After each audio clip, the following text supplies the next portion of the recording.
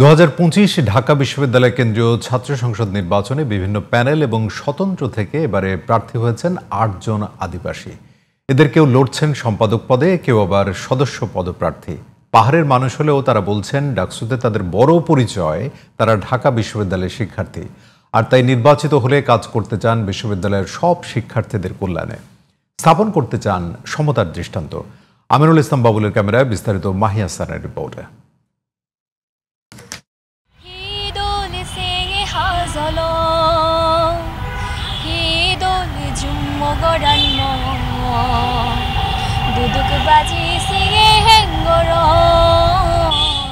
খাগড়াছড়ির প্রত্যন্ত এলাকার বাসিন্দা হেমা চাকমা আসন্ন ঢাকা বিশ্ববিদ্যালয় কেন্দ্রীয় ছাত্র সংসদ নির্বাচনে সদস্য পদে নির্বাচন করছেন।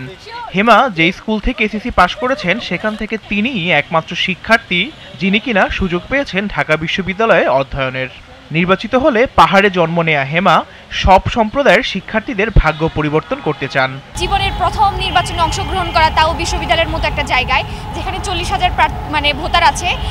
যদি আমি একটু হিসাব করি তাহলে দেখা যায় যে হয়তো আমার উপজেলায়ও 40,000 মানুষজন। এজ এ নারী শিক্ষার্থী, এজ এ পাহাড় থেকে যে উঠে আসছে, এটা নিয়েও তো অবশ্যই চ্যালেঞ্জ আছে, বাট আমি এগুলোকে আসলে চ্যালেঞ্জ হিসেবে নিচ্ছি না।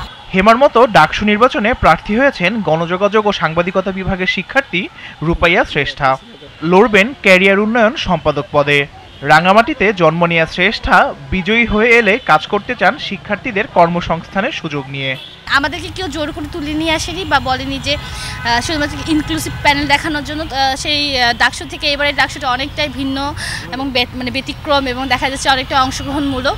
ডাকসুতে এবার লড়ছেন ত্রিপুরা সম্প্রদায়ের লিটন ত্রিপুরা এবং চাকমা সম্প্রদায়ের চিমচিমা চাকমা। এখানে এসে মেন স্ট্রিম কমিউনিটির সাথে আমাদের ক্ষুদ্র অংশ মানুষগুলো এখানে আমরা যে নেতৃত্ব দিতে চাচ্ছি এবং প্রতিনিধিত্ব করতে পারছি, অবশ্যই অনেকে এটা আপনার পজিটিভলি নিচ্ছে। এত বড় একটা প্ল্যাটফর্মে যেহেতু সবাই পার্টিসিপেট করতে পারছে, এই জায়গায় এসেছে, এটা অবশ্যই এটা পজিটিভ আমাদের জন্য। নির্বাচিত হলে প্রার্থীরা কাজ করতে চান বিশ্ববিদ্যালয়ের শিক্ষার মান উন্নয়নে, ঘোচাতে চান পাহাড় আর সমতলের দূরত্ব, আর এ লক্ষ্যেই তারা তৈরি করেছেন নিজেদের ইশতেহার। টিএসসির যে সুইমিং পুল সেটাকে সংস্কার করা, জিমনেশিয়াম সংস্কার করা, আমাদের যে মাঠ সেটাকে ঠিক করা। প্রথম কাজ হচ্ছে আমি শিক্ষার্থীদের নিয়ে কাজ করব, সেটা হোক পাহাড়ি, সেটা হোক সমতল। সে কোন ডিপার্টমেন্টে বসে, তার জব সেক্টর কতটুকু, জব মার্কেট কীরকম, কোথায় কোথায় জবটা পাওয়া যায়, কী স্কিল দরকার, পাশাপাশি সে হায়ার স্টাডিজ করতে গেলে কোন জায়গা থেকে দক্ষ হতে হবে। বিশ্ববিদ্যালয়ে যে ল্যাঙ্গুয়েজ ভিত্তিক যেগুলো ক্লাবগুলো রয়েছে বিভিন্ন ডিপার্টমেন্টে, এগুলো অ্যালাইন করে এবং তাদের যেমন আইএলটিএস প্রয়োজন হয় বা বিভিন্ন ধরনের ওয়ার্কশপ প্রয়োজন হয়, আমি এটা ব্যবস্থা করব। ঢাকা বিশ্ববিদ্যালয়ে আদিবাসী শিক্ষার্থীদের সংখ্যা 400-র কাছাকাছি। ডাকসু নির্বাচনের মাধ্যমে তাদের মতো অনেকেই প্রেরণা পাবেন নেতৃত্বে আসার, যার ফলে শিক্ষার আলো পৌঁছাবে দেশের প্রত্যন্ত অঞ্চলে, এমনটাই আশা তাদের। মাহিয়া সান, ডিটিভি নিউজ, ঢাকা।